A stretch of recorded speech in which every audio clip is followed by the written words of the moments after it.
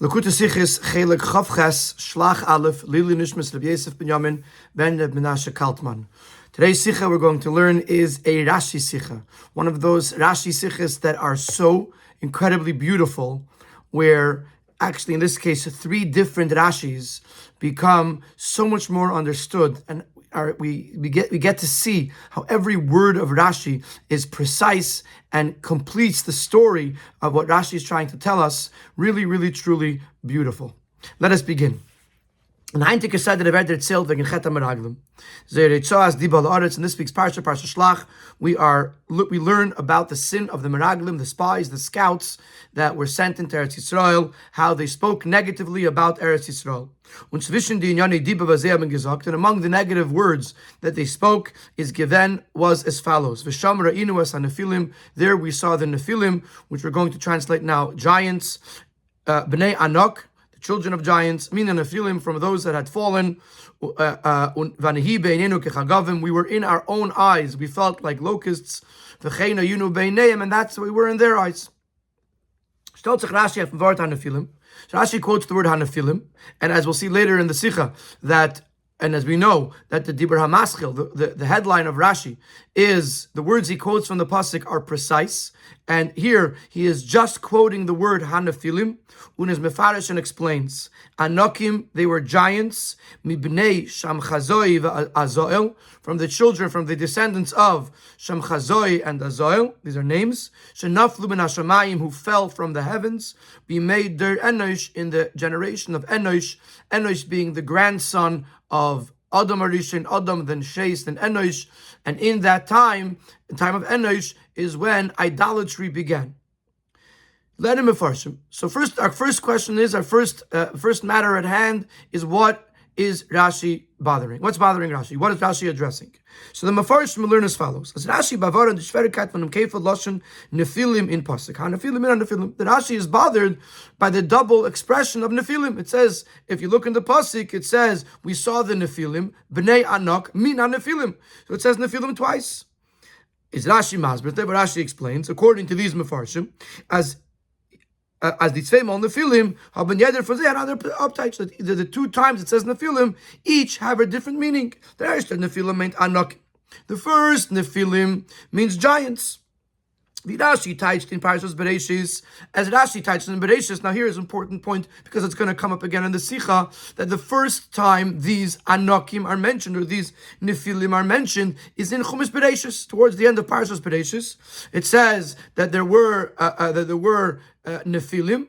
Rashi over there says that Rashi touched in Parshas Bereshis as Nephilim, Lashon Anokimu, that Nephilim means giants.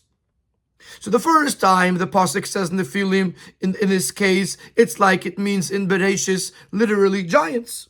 Und der zweite Mal, Bnei Anok min ha-Nephilim, the second time it says the words Bnei Anok min ha-Nephilim. So the second time it mentions the word Nephilim is Miloshin Nephila, Shenafel ben Hashemayim. It's referring to the fact that these were beings that fell from heaven. So Nephilim doesn't mean giants, Nephilim means fallen ones. When the Pshat in Pasuk is, Azeh ben Gizendi Anokim, was haben gestammt, me'oisam shenaflu ben Hashemayim sim chazai v'azoil. So the Pasuk is telling us they saw Nephilim, i.e. giants, who were descendants of the Nephilim, those who fell from heaven, which were Shamchazoi and Azoil. So that's how the Mefarshim touch. The Rashi is bothered by the double lashon Nephilim, and Rashi explains that the first Nephilim means giants, the second Nephilim means the ones that fell from heaven.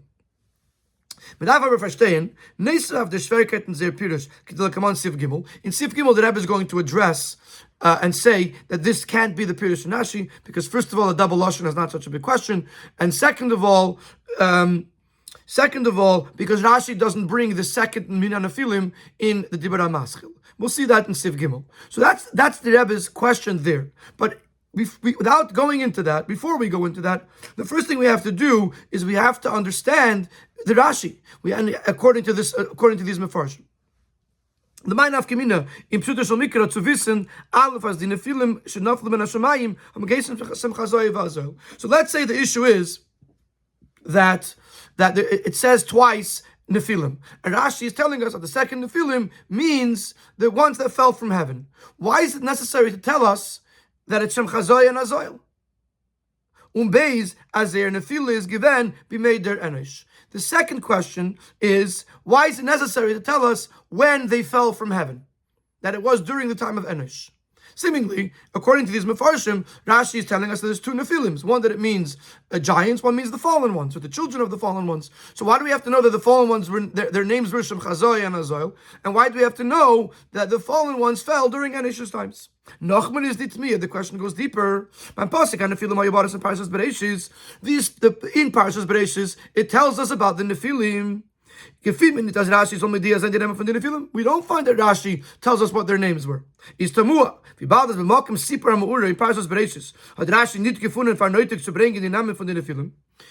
the question is, when in the original story, when we're told that their Nephilim existed, Rashi doesn't feel the need to tell us the names of these Nephilim.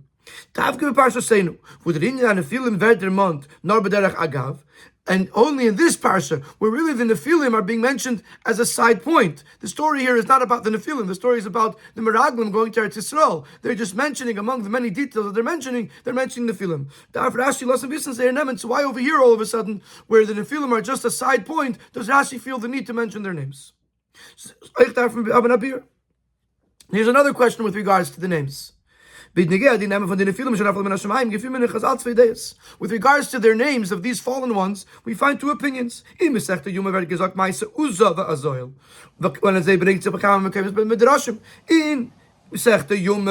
the name is Uzzah and Azoil, and many Midrashim bring these names. Or Targum Yenison sagt Shem Chazoi v'Uziel, and Targum Yenison uses the name Shem Chazoi. Derech Zeh Masechta Nida, Sichen v'Oig b'nei Achia, bar Shem Chazoi, Pirush Rashi Sheba Mishem Chazoi v'Azoil. So also in the Gemara in Masechta Nida, it mentions the name Shem Chazoi. And there are other sources that mention the names Shem Chazoi and Azoil. So we have really a machlokes. The second one's name Azoil or Uziel, which is similar to that, we find is pretty much equal across the board. But the first one in Masechta Yuma it says Shem Chazoi, and in Targum Yenison and in Masechta Nida it says.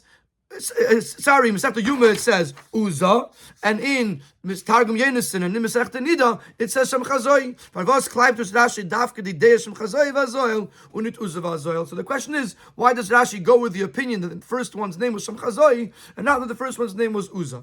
So let's quickly summarize where we're holding. We're trying to understand, number one, why does Rashi have to tell us that the names are Shem Chazoi and Azoil? Why does Rashi have to tell us that it was in the time of Enosh, especially since in Parshas Bereshis he doesn't mention their names? So why here would the names would there be a necessity to mention the names here, as well as with regards to the names themselves? Rashi does mention them. Why does Rashi choose the opinion that the name was Shem Chazoi and not the opinion that the name was Uzzah? Siv Beis, the Rebbe is going to ask that Rashi's taich of Nephilim, Shenafalu ben Hashemayim, is a major pivot from what Rashi said in Parshas Bereshis. Parshas Bereshis, Rashi says that they fell, as we'll see in the Sikha, but it doesn't seem that they were angels. And here, they fell from heaven, it means that they were angels, and this is going to be the Rebbe's question, that why is Rashi so different here in our Parsha from the Parsha Bereshis, where the Nephilim are first mentioned. For the fact that Rashi adds on the names of the Nephilim here. In the very translation of the words in Nephilim, we see a major difference in, or a seeming difference in Rashi. Rashi here says they fell from heaven. In Parshas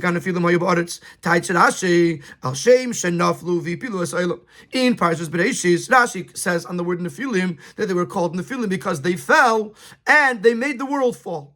They damaged or destroyed the world. But their taich for Naflu Pashtus is as a nevet givanim in Eilam. The word Naflu, they fell, seemingly means that they fell in this world. Means they fell. They were removed from this world. Similar to the fact which the words that Rashi uses immediately after this is that they destroyed the world, and it means this world. So too, Naflu means they fell within this world. They were destroyed from this world. As an Farah Mefarshim, the Rebbe adds in the brackets, the Ar Mefarshim Vazagin, as Kavanas Rashi Dort is Naflim min Ha'olam, Ritzaynei Loimar min Ha'olam Ha'elin Shem Shemayim, that when it says they fell from this world, it means from the supernal worlds, from the heavens. As David actually ties double parts of saying Shnaflim min Hashmayim, similar to Rashi here, who says they fell from heaven. But it's very questionable whether we can use that meaning in Rashi. Because Rashi does not make even a mention, even an allusion to this pshat. He says naflu.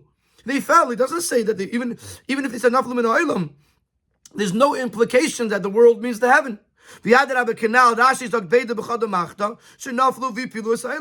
the contrary, Rashi in the same sentence says they fell and they made the world fall. So it's the same world that we're talking about.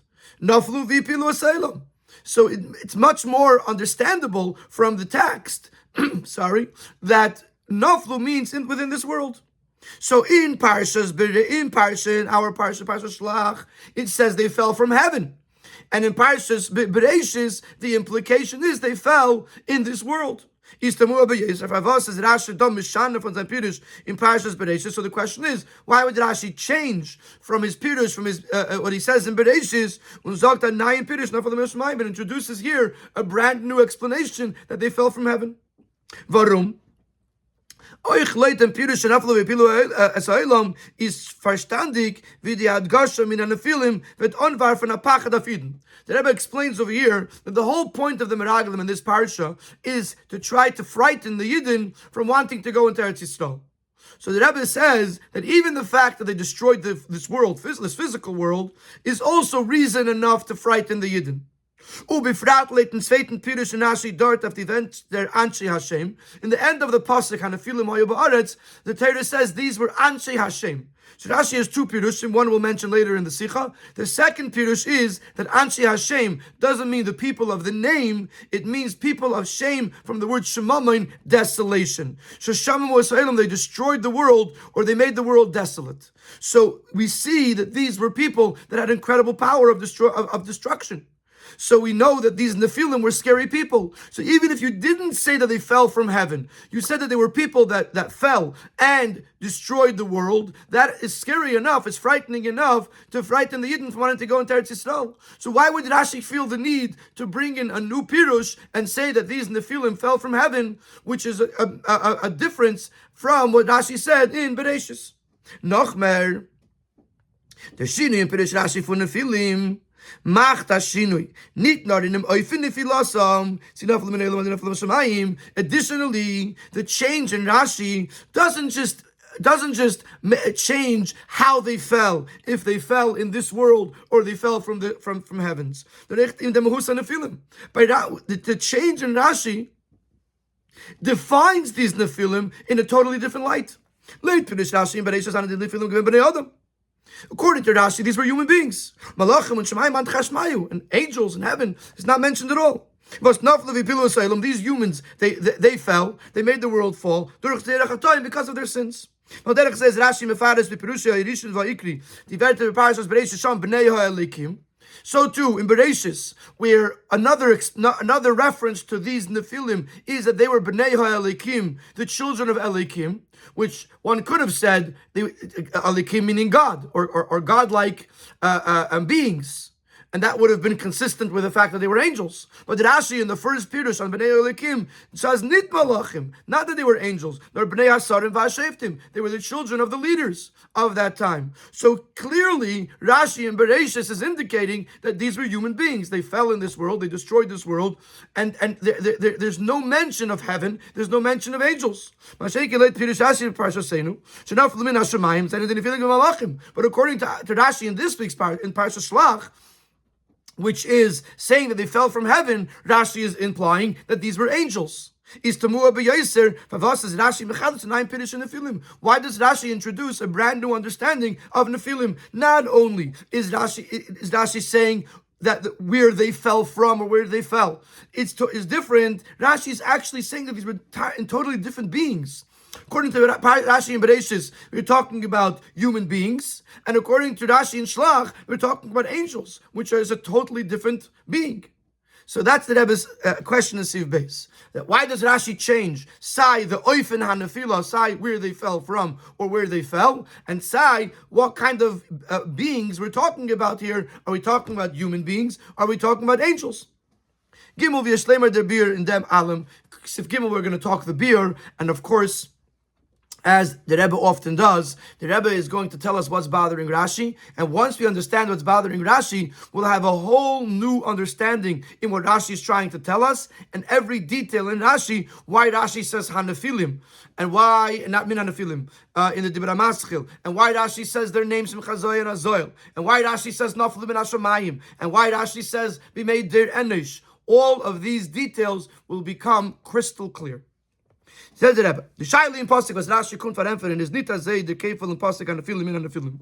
What Rashi is addressing is not the question why is there a redundancy in the word nefilim, why it says the word twice in the Pasuk. And the Rebbe first is going to explain why that's not a question, why that cannot be what Rashi is addressing.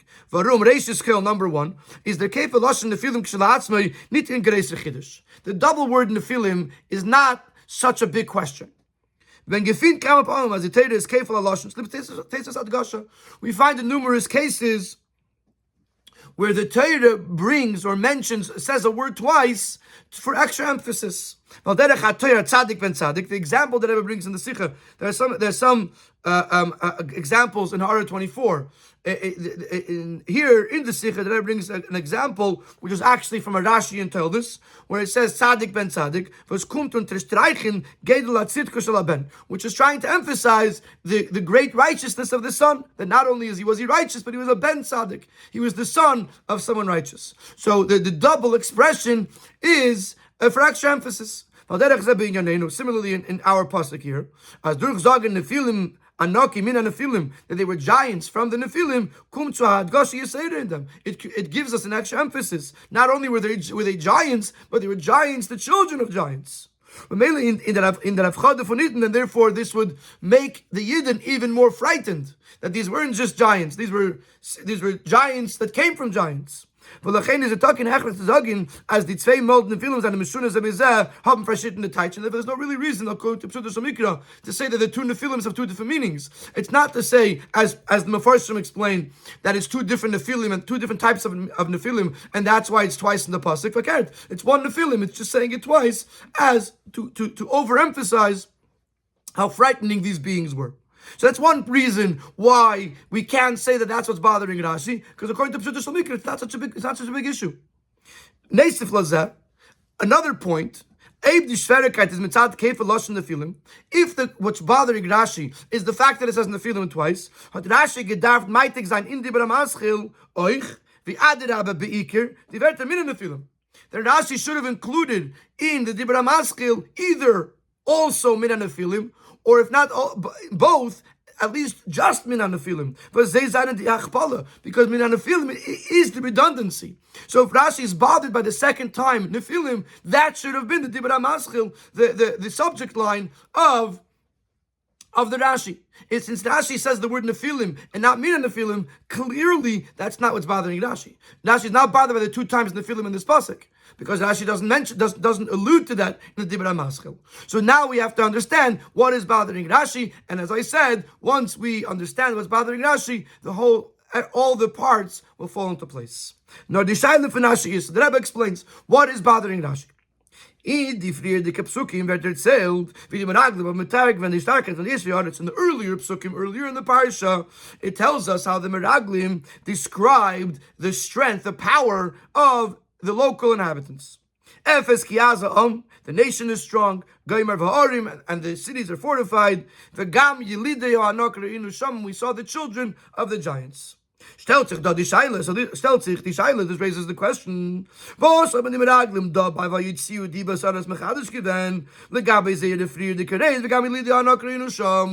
that they're saying again, we saw the Nephilim, what are they telling us that they didn't already tell us? They already told us that they saw the giants. So now he says, they express negative sentiments, negative words on the land. That what? That we saw giants. They already told us that they saw giants. So besides that they changed the title, and instead of calling them Anok, But Yelidei Ha'anok, now he's calling them Nephilim. So besides for the change of description, what are the Meraglim telling us more than they already told us? That's what's bothering Rashi. All of a sudden the pasuk says, you know what they said? They said they were giants. What do you mean? They already told us there were giants there.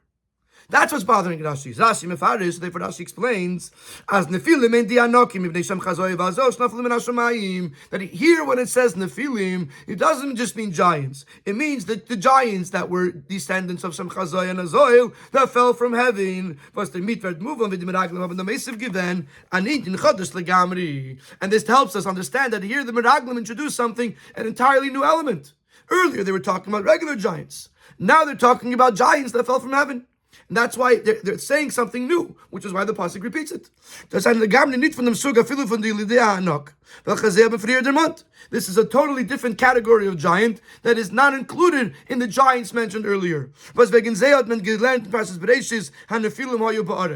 giants we spoke earlier about, the Benaglim, those are the giants that are referenced in Parshas Bereshis, where it says the Nephilim were ba'aretz. They were on this earth. Das heißt, Menschen, was die Avchada sehen, is nur das, was sie seinen Größen in Wuchs. People, humans, that the frightening element is the fact that they're very, very tall. Riesen, giants.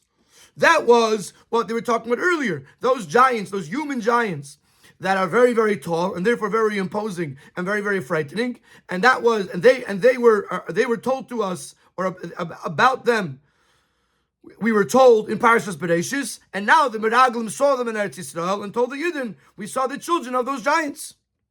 Narda, but over here, when the Malachim, when the Meraglim say Nephilim, they're not talking about the human giants. They're very great Nephilim, Anokim Canal, they were Taka giants, aber, welche gestammt von Malachim, Shenaflim and Hashemayim. They originated from angels who fell from heaven. This is a whole nother layer in the fright that could, or the fear that could be imposed on the Yidden, because not only did we see giants, we saw giants that were children of, or descendants of angels. In Sif Dalid, the Rebbe is going to explain to us why all of a sudden did they bring this up now. Like, what is exactly happening here? If they already told us, if they saw these giants, tell it earlier. If they didn't see them, then or like what is the storyline of how these angelic giants are mentioned? So the Rebbe explains in Sif Dalid. Das ist echt der Tam, für was die Meraglim haben das gesagt, darf do. And now we'll understand why the Meraglim introduced this now and not earlier. Weil der Inyan ist verbunden mit dem Chiddush, was ist vorgekommen bei Zman, zwischen Zeire Friede Geburim und Diburim, because it's connected to what occurred between the previous words and the current words of the Meraglim. And the Rebbe is going to explain that the Meraglim had said something, and then Kalev said something, and that caused the Meraglim to respond back with, we saw giants that were angels, as the Rebbe explains. Die Teire erzählt, als wenn die Meraglim haben verendigt diese Rede in der Starkheit von die Yeshviaretz, that Teire tells us that after the Meraglim, the scouts, the spies, concluded their words about the power of the inhabitants of the land of Eretz Canaan, is noch dem Gewend der Vayas Kalev Esam. Kalev quiets down the people. And he said, so we're going to go up, we're going to inherit it. Because we're able to, we can overcome them. Rashi is mefarish. Rashi explains this. Kalev quieted them down. In the Tainus Meraglim, he refuted the claim of the spies as Azaham that the nation is too strong. Zogendik, by saying, as Moshe that Moshe already showed incredible miracles that totally supersede nature. He split the sea for us. He brought on the man. And he flew in the slav for the meat. When the river is all in Nala. He says we're going to go up, even to the heavens. Even if Hashem told us, make ladders and climb up to the heavens, we'll succeed. Because we have an Eibishter on our side. This was Kalev's argument. He said it might be true, but the Meraglim are saying that the people of the land of Eretz Yisrael are incredibly strong, but we have Hashem on our side. We have Moshe Rabbeinu, who was able to accomplish incredible things that make no sense according to nature. So why should this be any different? This was the argument of Kalev. Of them, but the Meraglim came for it. Now come the Meraglim and respond back. We can't go up to this nation. We can't rise up against this nation because they are stronger mimenu. Now in Hebrew, mimenu could mean us. Mimenu could mean him. That's how the taich is. Mimenu could mean then him. Mimenu could mean then us. So Rashi is mefarish. When they say mimenu, they mean he's stronger than him, meaning Hashem. If the Meraglim meant that they are stronger than us, the Jews, then it's not a refutation to what Kalev said. As the Rabbi himself in Eden, Hashem can make miracles and help the Eden. So if you're going to tell me, oh, they're much stronger than us, big deal. Kalev just said Hashem will help us. So therefore, the Rashi has to say that Mimenu means as the Mitam that the Meraglim were saying that the nation is stronger than Hashem. Kalev came and said, when we have Hashem on our side, come to Meraglim and say, 1 second, it's not going to help us this time around because these people are stronger than Hashem. But they couldn't suffice by saying, oh, they're stronger than Hashem. How could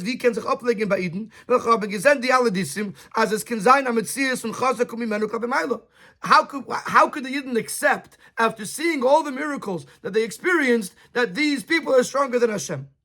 So if the Meraglim had just said, 1 second, Kalev has a point. We do have Hashem on our side, but in this case, it's not going to help us. In this case, this nation is stronger than Hashem. That's not going to work. It's not enough. We're talking about people that saw incredible miracles. The Meraglim have to bring new evidence, new ideas that are going to prove their point. They spoke negatively about the land. That would create a possibility for the Yidden to believe that this nation is stronger than Hashem. And this is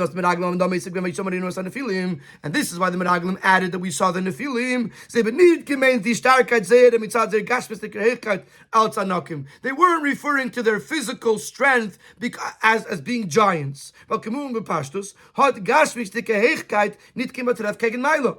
As it's understood, obviously, that physical height is not a match to Hashem's strength. So therefore it must be that the Meraglim bring in the Nephilim, they're referring to a specific strength that is alluded to in the word Nephilim. And therefore Rashi says, Anokim ibnei Shem chazoi v'azos shnafel min hashemayim, as is an nitztam Anokim. They weren't just regular giants. They were giants that were descendants of angels that came from the heavens. And therefore they have the ability to rebel against the heavens. So this is the Nakuda of the answer. Of the understanding of Rashi. Rashi is bothered by the fact that the Meraglim, mentioned these Nephilim, these giants a second time. Therefore Rashi said there's two separate giants. There were giants that we learned about in Parshas Bereshit, they were human giants. And this is what the Meraglim mentioned at first, that they were saying these people are giants, how can we fight against them? But then when Kalev introduced the fact that we have Hashem on our side and we've experienced so many miracles, so we can certainly overcome some giants, say the Meraglim, 1 second, these people are stronger than Hashem. And to prove their point, they said we saw giants that weren't regular giants. They were giants that were descendants of angels. And since they come from heaven, they can certainly spar with heaven. So that's the Nekuda Sabir, what was bothering Rashi and what Rashi is coming to tell us. In Sifei, the Rebbe is going to say, 1 second, talk to a Ben Chamish Lemikra, and they're going to say, well, they might be angels, but Hashem is still stronger than angels. Hey, why would an angel fight Hashem? And how can an angel succeed against Hashem? And the Rebbe is going to say, that's why Rashi brings the words, be made der anish. Sifei, Ben Chamish Lemikra is also befartet glatik. By a Ben Chamish Lemikra, someone who's learning Rashi on the most basic level, it's still not clear. Aleph as a malach that an angel should even want to rebel against Hashem.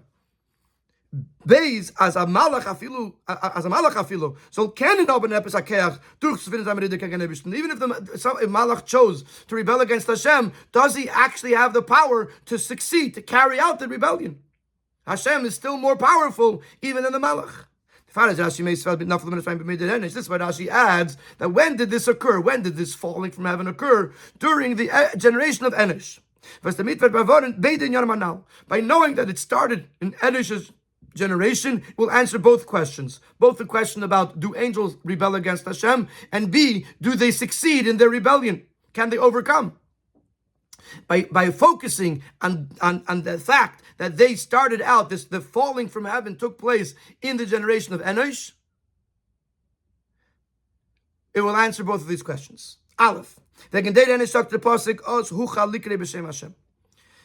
regards to the generation of Enosh, the pasuk says Huchal. Huchal, Rashi teaches to mean to desecrate. That then Hashem's name was desecrated.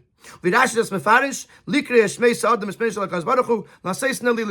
says they began to call humans with the name of Hashem, which means they began to worship human beings.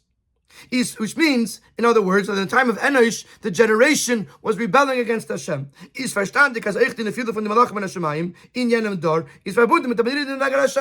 understood that if these malachim fell in the time of Enosh, they were part of this rebellion. The fact that they were around, that they fell from heaven during this time when the world was rebelling against Hashem, obviously they were part of the rebellion. So we see the concept of a malach being murdered, rebelling against Hashem. Beis, the second point, since these malach, these nephilim, these giants, they originate from these angels that fell from heaven during the Enosh. If you know the little bit of the history, Enosh, as we said before, is the third generation from his Adam Sheis Enosh. Noach is 7 generations later. So they fell onto this earth way before the Mabul. If they still exist now, it means they survived the Mabul. This is Afalpi as the Mabul and the Mea Mabul. Even though the waters of the Mabul were because the windows of the heavens opened up. So we're talking about heaven. The pasuk says that the rain came from the heaven. Roischin, it was hot water, boiling water, which obviously is an unnatural thing. Again, it's a heavenly thing. And it succeeded in wiping off the entire existence of that time. It did not erase, it did not wipe away the descendants of the Nephilim. This shows how incredibly powerful they are.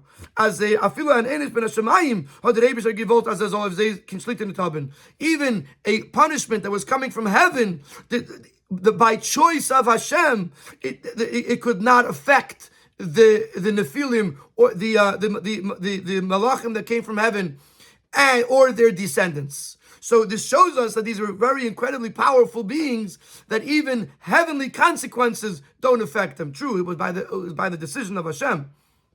But that means that here too, if Hashem wanted to punish them, or fight off their rebellion, it's possible that like they survived the Mabul, they would survive whatever Hashem was going to mete out in this situation.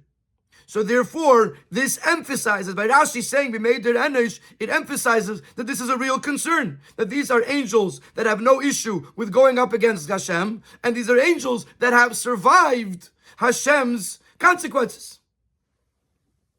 So the Meraglim are trying to frighten the Yidden.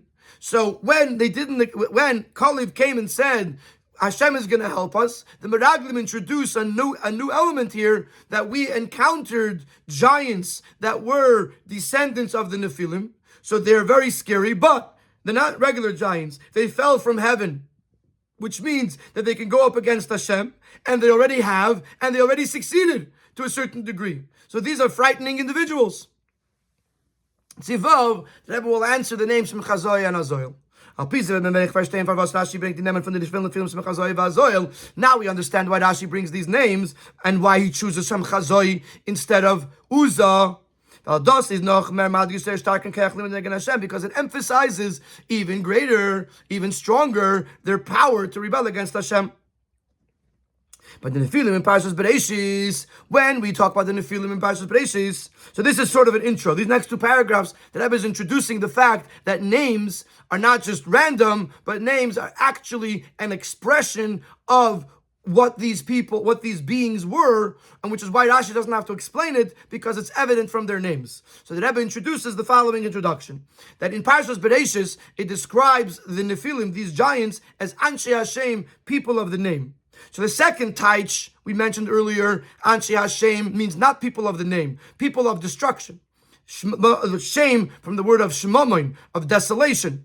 But that was the second pshat in Rashi. The first pshat in Rashi says, Oisam shenikvu b'shem, is people of the name, those who had just been mentioned by name, Irod, Michuyoel, Misushoel, names that were mentioned previously in the Chumash. And their names represented what was happened. Shenikvu, they were given these names al shem avdon, on the name, on the describing how they were destroyed. Shenimoichu, they were wiped off. V'huchu, they were weakened.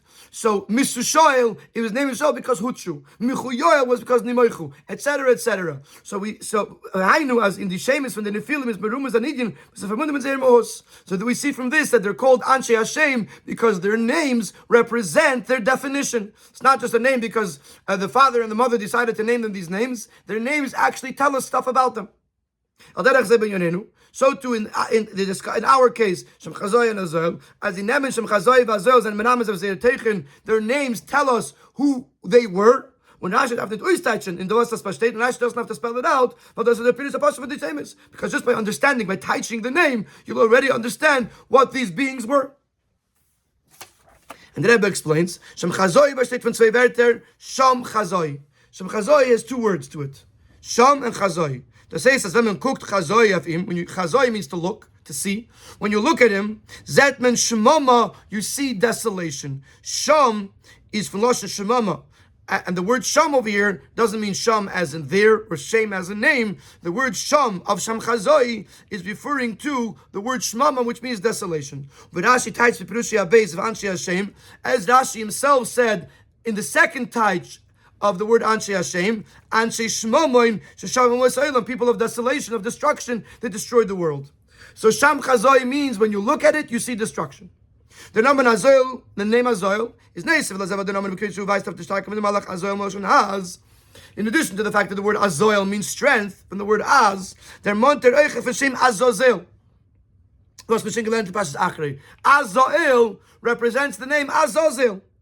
Was Rashi for Taishas Har Az Vikosha Tseikavaya. Rashi says, what's Azazel? It was a hard and strong mountain on a high cliff. And this is Nistam Starkheit. It's not regular strength. Nor for Namokim Az Vikosha, it comes from a very hardened and strong place. But Namokim Shmama, and it's a desert.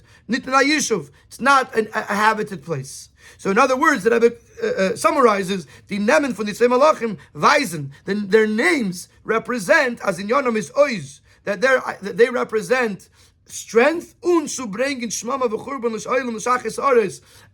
to bring destruction and desolation to the world. In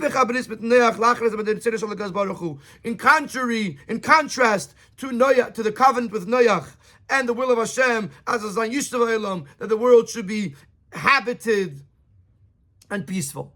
Instead, these beings represent destruction and represent strength, like a conflict, brazenness, as. So therefore, these are frightening human beings, not humans, they're frightening beings.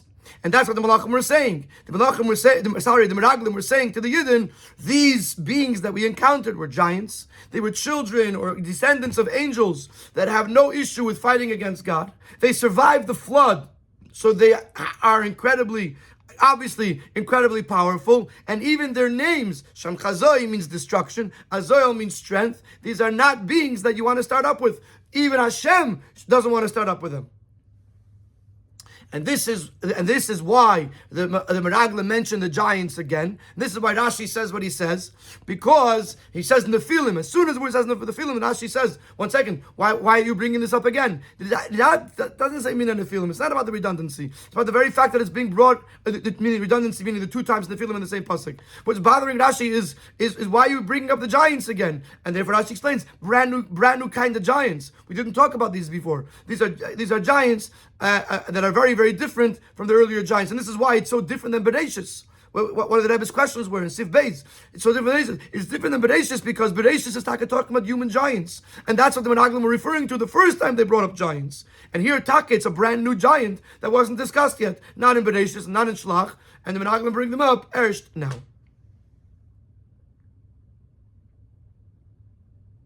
In Sif Zayin, the Rebbe says that there's another Rashi, or another two Rashis, that are right after this Rashi, and now they'll make much more sense, they'll be understood much better based on this understanding of the Pasuk Nefilim.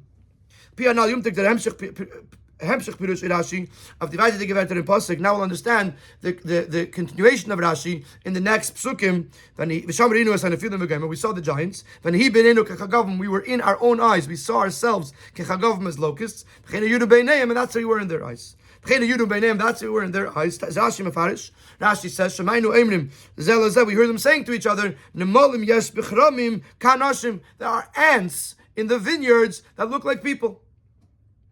And then Rashi quotes the word anak from the pasuk, which anak means giant. The Rashi says they're called anak because anak can also mean like a necklace. So the sun is their necklace. They're so tall that they're taller than the sun. The sun is by their neck. Is need to move on. So on this Rashi we have three questions. Anak means a giant. Why does Rashi have to find this new explanation that the sun is their necklace? If it does need to explain, earlier on when the Menaglim mentioned the giants for the first time and the Torah used the word anak, why does Rashi not over there explain that these are the anak means that they're taller than the sun? Gimel.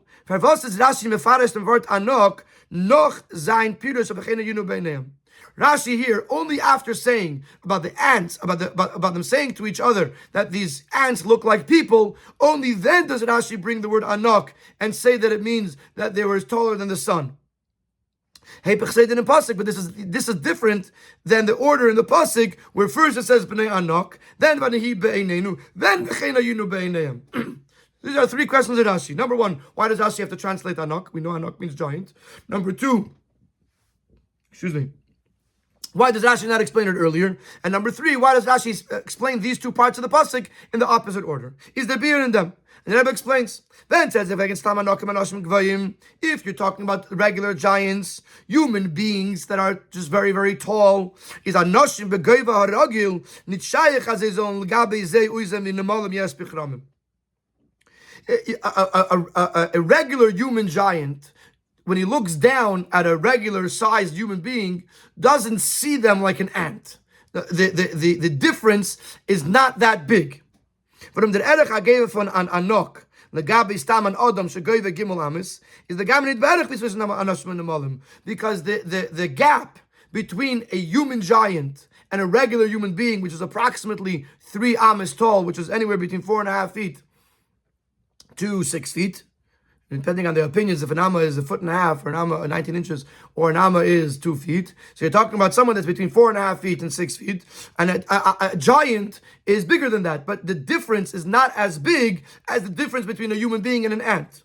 So therefore, earlier on, when Rashi was talking about regular human giants, he didn't say that they look like ants, because it's not true.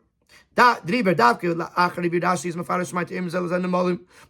he says, Rashi here, that they looked like ants, now we have to say that we're not talking about regular human giants. We're talking about giants that are taller than the sun. And that's why the people, the humans, looked like ants. Because if they were just regular giants, then the people wouldn't look like ants. Und das ist Masse mit den Chileks und es Barla zwischen the zwei Psukim, which means, in other words, that there's two different giants. There's giants earlier where the people don't look like ants, and there's giants now where they do look like ants. So this fits with what the Rebbe is explaining in Rashi, that there were two different types of giants. The first time when they said we saw giants, they mean regular giants. But the second time, when they talk about Nephilim, giants that fell from heaven, they're so giant that they are taller than the sun. That's why we look like ants or like locusts, because they were really, really, really very tall. Because it's a totally different giant. So again, we see this concept of there being two giants. And now you have the Rashi of Nephilim, and the Rashi of V'china Yunu Beinayim, and the Rashi of Anak, and it all fits together in this very, very beautiful, beautiful way to understand what was bothering Rashi, what Rashi is trying to tell us, and why Rashi places it in this order. We're going to finish the Sicha Sivches with the Yena Shaltera. Von Yena Shaltera Shapir Rashi said, "The Yisaf of Rashi has mit V'shamar Inus and Nephilim, Hamid Benagdim and Gemeint Malachim Shlafim and Hashemayim." This addition of Rashi, where Rashi introduces a new element, as we said, that the Malachim were the Meraglim were talking about Malachim that fell, giants that fell from heaven. Is masim it's when taken a time from the Meraglim is vet mevurim pnei Sotera will be consistent with the deeper understanding of the claim of the Meraglim, as is explained in Chassidus. As you do the Bifan Alten Rebbe, it's well known what the Alten Rebbe says. When you get the Meraglim with regards to the sin of the Meraglim, as the Yisvarin it need to well in Eretz Yisrael is bestanden in them that their idea of to not go into Eretz Yisrael consisted of the following fact: was able to bleiben in the Midbar. They wanted to stay in the Midbar because that way they'd be removed from worries or concerns about financial matters. And in general, they would not have to be involved in the physical world. And they should be totally involved and dedicated to serving Hashem on a spiritual level. Whereas if they had to go into Eretz Yisrael, Eretz Nesheva is a land that has to be settled. Where it begins the process of, for 6 years you have to plant the field, etc. But to say up it's going to pull them away from serving Hashem spiritually. And the root of this mistake was their approach as that spirituality and materialism are dichotomous. Man kann nicht sein vernommen mit Gashmistik in Yonim und gleichzeitig dann zu gebunden zu Ruchnius. They felt that you can't be involved in material matters and simultaneously remain connected to spiritual matters. And das ist what the Meraglim haben gesagt, and therefore the Meraglim said this is a land that consumes its inhabitants. As if we settle, if we immerse ourselves in earthly matters, we will become consumed. Sunken in, immersed in the concerns of earthly matters, it's going to consume its inhabitants. This is the beer Chassidus the Alter Rebbe brings in Lekutei Torah, and the Rebbe brings it in Lekutei Sichos on numerous occasions, that the Meraglim didn't want to go into Eretz Yisrael because they were worried what Eretz Yisrael would do. It would force them to be involved in physical in earthly matters, and it's going to pull them away from serving Hashem. And according to that, it will make sense. It will be more understood when the Meraglim said, "We saw the Nephilim." And as Rashi said, that these were the descendants of Shem Chazoi and Azoel that fell from heaven in the generation of Enish. The Midrashim explain at length. The angels came down with a holy intention. But they are malachim. They weren't conditioned to survive this physical world, so they could not overcome the challenges of this world, and they fell spiritually. Despite their incredible high, lofty level that they stood on when they were in the spirit in the supernal worlds, when they came down to this world, not only could they not retain their previous level,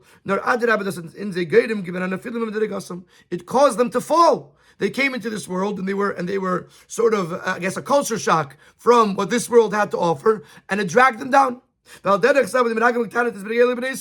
So using this model, the Meraglim claimed with regards to the Yidden.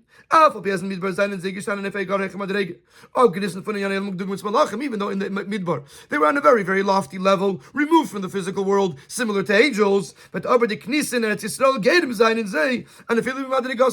falling, entering into Eretz Yisrael is going to cause them to fall.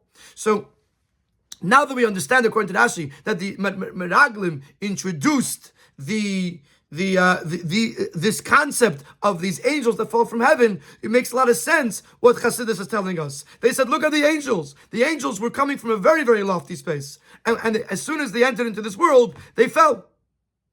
How can we guarantee that this won't happen to the Yidden from the Midbar, who are truly on a very, very high and lofty level? But will they be able to retain that when they're involved day in and day out with earthliness?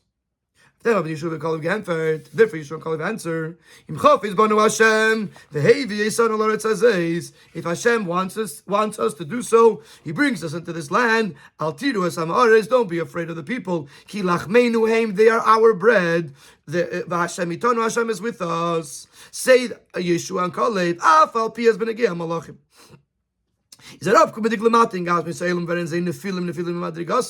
Even though angels, it's true that when they enter into this physical world, they become nephilim, they fall from their lofty level. But you can't compare the Yidden to that. But by Yidden is chafetz banu Hashem.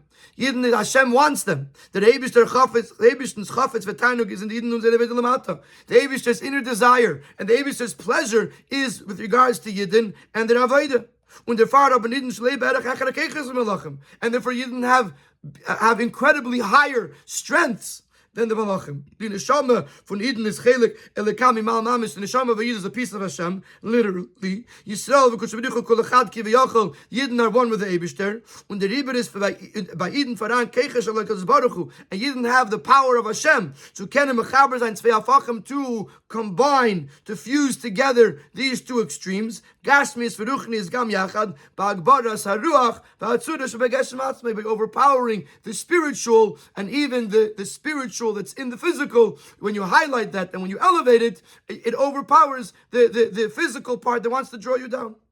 Bees, as a Yid can, zum sein zugewandt zum Ruchnis. Eich wenn gefindt sich in Gasvos Elam, someone so that a Yid, not only could he retain its connection to spirituality when he is involved in the physical world, uf der Nachmer, a Yid could do even better than that. Can überarbeiten die Gasvos Elam Gufe und der Vermachen der Leis Barach. He can rework the physical world and make a dwelling place for Hashem. So the Meraglim claimed that if the Malachim couldn't handle it, we can't either handle it. We might be very high on a high level now, but we who knows if we'll be able to handle it. Say Kalev and Yeshua, of course we can handle it. We have more kayches than they have, because we have the kayach of being one with Hashem and chafetz banu Hashem, and certainly we could handle it. What's interesting here is that according to the Sikha before the initial Torah, the Nephilim are introduced after Kalev and Yeshua speak. And here the Rebbe doesn't really match the order of the psukim, I guess because it's the initial Torah, it doesn't have to fit perfectly into Psutei Shal Mikra. The argument in general of the Meraglim, not so much about the Nephilim, but in general the argument of the Meraglim was that we may not be able to handle it. And Yeshua and Kalev, of course, said that we have special keiches, the keiches of the Eibishter, and therefore we could handle it. When das haben Yeshua and Kalev gesagt, chafetz banu Hashem ve'evi yisanu. This is what Yeshua and Kalev are saying to the Yidden. As he bald is chafetz banu Hashem, since we have the inner desire of Hashem within us, haben Yidden etwas zumedet zu haben von Amoritz. The Yidden have no reason to be afraid of the nation of the land. Und nochmar lachmeinu heim, they are our bread. We will eat them. Nicht nur that nitzayin as eretz echelas yishvel. Not only will the earth, will the land not consume us, nor in the hepech lachmeinu heim der am Aretz Eden lachmeinu heim der am Aretz der am Haaretz Eden wellness bewahren sein Sache sein. Those people are our bread, meaning to say we Yidden are going to refine and purify the land. Then abayis of der eretz und ihr übermachen, we will take ownership of the land and totally remake it. We will succeed in making it dir leis barach. That was the argument against the Meraglim, that because we have a chafetz banu Hashem, we have the Eibishter's desire within us, we have the power not only to not be consumed by them, but we will consume it in a positive way, that we will take ownership of it, we'll elevate it and make it spiritual, and turn the Aretz into a Dira B'Tachtonim.